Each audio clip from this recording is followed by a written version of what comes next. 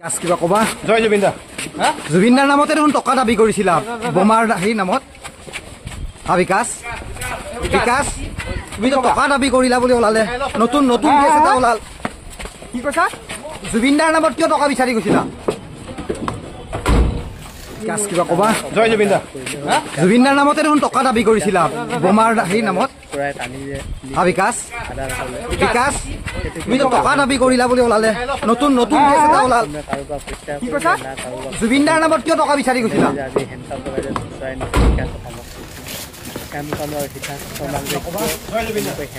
জুবিনদাৰ নামতে দেখোন টকা দাবী কৰিছিলা বোমাৰ সেই নামত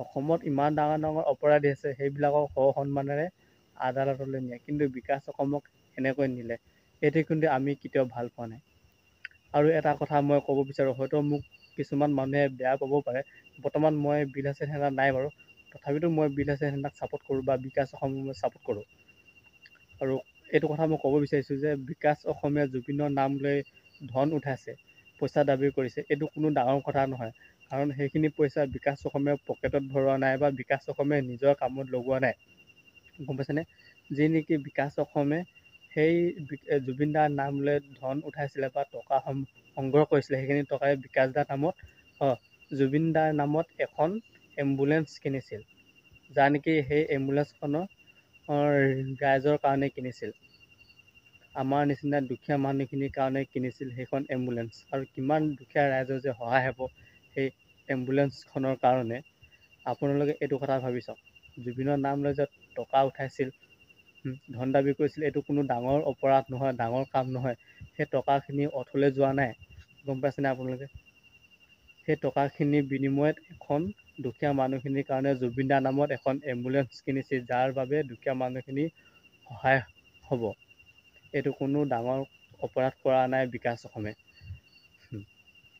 কোনে চান্দা নোতোলে আজি কোনটো সংগঠনে বা কোনটো ৰাজনৈতিক দলে চান্দা নোতোলে সকলোৱে তোলে কিন্তু বহুতে নিজৰ পকেটত ভৰাই কিন্তু বিকাশ অসমে নিজৰ পকেটত নভৰাই নিজৰ কামত নখটায় কিন্তু ৰাইজৰ হৈ জুবিনদাৰ হৈ এখন এম্বুলেঞ্চ ক্ৰয় কৰিছিল তাকো ৰাইজৰ কামৰ বাবে আৰু এইটোতে বিকাশ অসমৰ ভুল হ'ল নেকি যদিহে বিকাশ অসমে ভুল কৰিছে তেনেহ'লে বিকাশ অসমক শাস্তি দিয়ক আদালত আছে আইন আছে এনেকৈ কিন্তু চুচৰাই নিয়াটো কেতিয়াও গ্ৰহণযোগ্য নহয় কাৰণ বিকাশ অসমে কাকো ধৰ্ষণ কৰা নাই কাকো মানে হত্যা কৰা নাই গম পাইছেনে আপোনালোকে তো এইটো মানে ভাল নালাগিল মানে ভিডিঅ'টো চাই মানে ভাল নালাগিল মনত মানে দুখ পালোঁ ভিডিঅ'টো চাই তো মই বহুতে এতিয়া বিকাশ অসমক বেয়া পাইছে যে বিকাশ অসমে এনেকুৱা এটা কৰি দিলে ধন দাবী কৰিলে এই ধন দাবী কৰাটো কি ডাঙৰ কথা কি ডাঙৰ ইমান অপৰাধডাল কৰিলেনো আপোনালোকে কওকচোন জুবিনদাৰ নামত টকা তুলিছে সেই টকাখিনিতো অথলে যোৱা নাই জুবিনদাৰ নামত এখন এম্বুলেঞ্চ কিনিছে দুখীয়া মানুহখিনিৰ কাৰণে কি এইটো কি বেয়া কাম নেকি এইটো ভালে কাম টকাখিনি অথলে যোৱা নাই দুখীয়া ৰাইজৰ কামত আহিব এম্বুলেঞ্চখন এইটো কোনো মানে মোৰ মতে কোনো ডাঙৰ অপৰাধ কৰা নাই কোনো ভুল কাম কৰা নাই এইটো ভাল কাম কৰিছে টকাখিনি তুলি মানে এখন এম্বুলেঞ্চ কিনিছে জুবিনদাৰ নামত এইটো ভাল কামেই কৰিছে কিন্তু বহুতে এইটো এতিয়া মানে ভুল বুজিছে উল্টা পইণ্ট ধৰিছে মানে এতিয়া এটা কথা বহুতে বিকাশ অসমৰ হৈ মাত মাতিবলৈ ভয় কৰিছে কিয়নো বিকাশ অসমৰ হৈ মাত মাতিলে কিজানিবা আমাকো জেল হাজতলৈ প্ৰেৰণ কৰিব পুলিচে আটক কৰিব বুলি কিন্তু ভাল সময়খিনিত যেনেকৈ বিকাশ দাৰ লগত আছিলোঁ ঠিক তেনেকৈ বেয়া সময়খিনিতো কিন্তু বিকাশ দাৰ লগত থাকিম কিন্তু এতিয়া বহুতে এইটোক লৈ মানে এতিয়া ৰাজনীতি কৰিছে যে বিকাশ অসমে এনেকুৱা কৰিলে তেনেকুৱা কৰিলে এতিয়া কি ক'ম আৰু এতিয়া বহুতে বিকাশ অসমৰ পৰা আঁতৰি আছে ভয়ত পুলিচৰ ভয়ত যে বিকাশ অসমৰ লগত থাকিলে আমিও ফচি মৰিম আমিও মানে ৰঙাঘৰৰ আলহী হ'ম তেনেকুৱাকৈ মানে ভয় কৰিছে এতিয়া বহুতে ভয় কৰিছে সেইটো কাৰণে এতিয়া সামাজিক মাধ্যমত বহুতে মানে পোষ্ট কৰা নাই বহুতে ভিডিঅ' দিয়া নাই যে বিকাশ অসমৰ হৈ কোনো এজন ব্যক্তিক মই এতিয়ালৈকে মাত মতা দেখা নাই মোৰ বাহিৰে কিন্তু মই মাত মাতি আছোঁ প্ৰথমৰ পৰাই আৰু এটা কথা ক'বলৈ থাকি গ'ল এইটো কথা ক'ব বিচাৰিছোঁ যে যেতিয়ালৈকে নেকি বীৰ লাচিত সেনা সংগঠনটোত যেতিয়ালৈকে ৰাজনীতি দলৰ মানুহ জড়িত হৈ থাকিব তেতিয়ালৈকে কিন্তু সংগঠনটো বদনাম হৈ থাকিব আৰু বহুত ক্ষেত্ৰত দেখিছোঁ যে সংগঠনটো প্ৰায়ভাগ মানে বদনামে হৈ থাকে। মাহটো সম্পূৰ্ণ নহয়, ইটোৰ পিছত ইটো কেছ মানে সংগঠনটোৰ নামত মানে হৈয়ে থাকে। এইটো কি কাৰণত হৈছে, কি কথা, এইবিলাক যেন আলোচনা কৰিব লাগে। যি নেকি ডাঙৰ মুৰব্বীসকল, সংগঠনৰ ডাঙৰ মুৰব্বীসকলে এইবিলাক মানে আলোচনা কৰিব লাগে বা সমাধানৰ সূত্ৰটো মানে উলিয়াব লাগে যে কেনেকৈ এইবিলাক হৈছে, কি কাৰণত এইবিলাক মানে হ'বলৈ পাইছে। তো যেতিয়ালৈকে মানে ৰাজনৈতিক দলৰ নেতাবিলাক সংগঠনটোত সোমাই থাকিব, তেতিয়ালৈকে মানে এনেকুৱা ধৰণৰ কাৰ্যকলাপত মানে মানুহবিলাক মানে লিপ্ত হৈয়ে থাকিব। আৰু তাত ক'বলৈনো কিডাল আছে। এতিয়া বহুত সংগঠন দেখিছোঁ কাৰো বদনাম নাই হোৱা, কিন্তু অকল বীৰলাচিত সেনাই মানে বদনাম হৈ আছে বৰ্তমান সময়ত।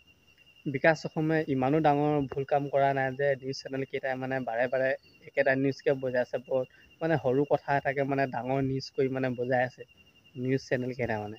কিন্তু বিকাশ অসমে যিখিনি ভাল কাম কৰিছিল, যি নেকি ৰাইজৰ হৈ কাম কৰিছিল, জাতিৰ হৈ কাম কৰিছিল, ভাষা সংস্কৃতিৰ হৈ কাম কৰিছিল, সেইবিলাক কিয় নিউজত দেখুওৱা নাই? অকল বীৰলাচিত সেনাই যে বিকাশ অসমে যে ধন দাবী কৰিছিল, অকল সেইটোকে দেখাই আছে। ভাল কামবিলাকতো কেতিয়াও নিউজ চেনেলবোৰত আমি দেখা নাপাওঁ। কিন্তু জুবিনদাৰ নামত যে ধন দাবী কৰিছিল, জুবিনদাৰ নামত যে এখন গাড়ী লৈছিল, সেইটো কেতিয়াও দেখা নাই। অকল জুবিনদাৰ নামত টকা লোৱাটোহে দেখাইছে। জুবিনদাৰ নামত যে এখন এম্বুলেঞ্চ যে কিনিছে ৰাইজৰ যে সহায় হ'বলৈ, সেইটোতো কেতিয়াও নিজে দেখুওৱা নাই। অকল পইচা লোৱাটোহে দেখাইছে মানে।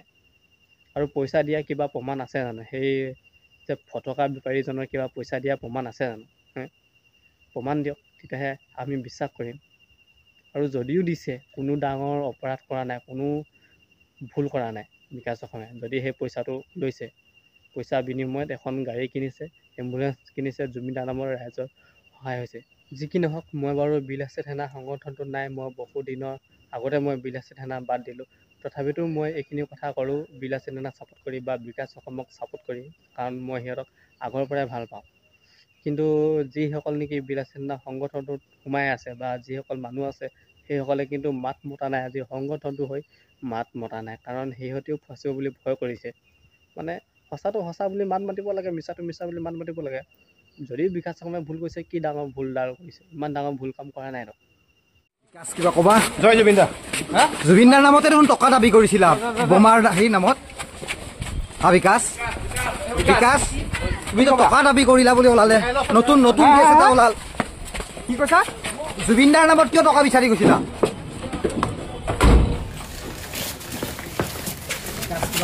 জয় জুবিন দা। জুবিনদাৰ নামতে দেখোন টকা দাবী কৰিছিলা, বোমাৰ নামত।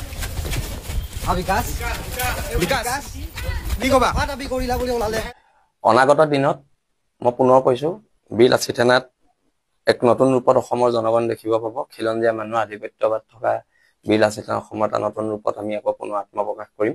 এইটো বস্তু আমাৰ যিখিনি সৈনিকসকলক গ্ৰেপ্তাৰ কৰি আছে, এই ক্ষেত্ৰত আমি তীব্ৰ গৰিহণা জনাইছোঁ। আৰু অনাগত দিনত মই পুনৰ কৈছোঁ, বীৰলাচিত সেনাত এক নতুন ৰূপত অসমৰ জনগণ দেখিব পাব। খিলঞ্জীয়া মানুহৰ আধিপত্যবাদ থকা বীৰলাচিত সেনা অসমৰ এটা নতুন ৰূপত আমি আকৌ পুনৰ আত্মপ্ৰকাশ কৰিম। আৰু এতিয়া কথাটো হৈছে কি, যিখিনি আমাৰ সিদ্ধান্ত হৈছে, এই সিদ্ধান্তখিনি আমি অতি শীঘ্ৰে কাৰ্যকৰী কৰিম। 24 ঘণ্টাৰ বিষয়ে আমাৰ বিভিন্ন সৈনিকক ইতিমধ্যে গ্ৰেপ্তাৰ কৰা হৈছে আৰু বিভিন্ন জিলাত স্মাৰক পত্ৰ প্ৰদান কৰা হৈছে উপায়ুক্তৰ জৰিয়তে। ৰঞ্জু ৰায়ৰ মুক্তিৰ দাবীত, ৰঞ্জু পানী ফুকন, উৎপল দত্তৰ, তন্ময় চেতিয়াৰ মুক্তিৰ দাবী। আৰু অনাগত দিনত আমি এই যি কঠিন সময়, বীৰলাচিত সেনা সময়, এই কঠিন সময় আমি সাহসে মোকাবিলা কৰিম বুলি আমি আজি সিদ্ধান্ত গ্ৰহণ ল'ব।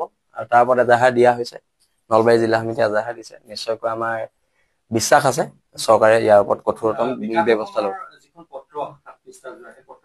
আমি নাই পঢ়া, তেখেত এতিয়া সংগঠনৰ বহিষ্কৃত সৈনিক। বৰ্তমান সময়ত যিখিনি সৈনিক আছে, সেই সৈনিক সকলৰ লগতহে আমাৰ আলোচনা হৈছে। আৰু অনাগত দিনত যিখিনি আমি এনকুৱাৰী কমিটি বহাইছো এই সংগঠনৰ মাজমজিয়াত, সেই এনকুৱাৰী কমিটি প্ৰতিবেদনৰ পিছতহে বহিষ্কৃত যিসকল আমাৰ কৰ্মী বা নেতা আছে, তেওঁলোকৰ ওপৰত সিদ্ধান্ত গ্ৰহণ কৰা।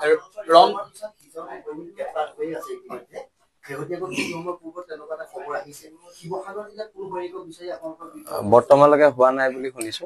আৰু শিৱসাগৰত এতিয়ালৈকে হোৱা নাই, কিন্তু বিভিন্ন জিলাত আমাৰ সৈনিক আটক হৈছে। আটক হোৱা কথাটো সত্য।